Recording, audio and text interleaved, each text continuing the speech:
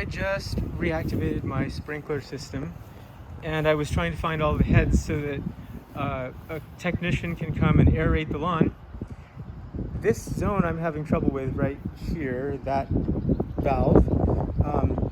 I found a couple heads that they come up and operate only weakly. That means not strong. And this one doesn't come up at all. This one leaks. If you look here, you can see water. It just doesn't come up. Water comes out.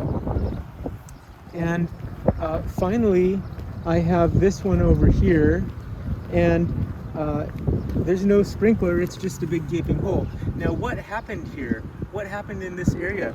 Well, Pavlov, this internet operator, Pavlov was digging in this area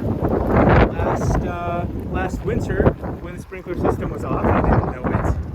And you can see there, they tried to patch it up here, but they didn't tell me that they damaged my sprinkler system. No one said anything to me.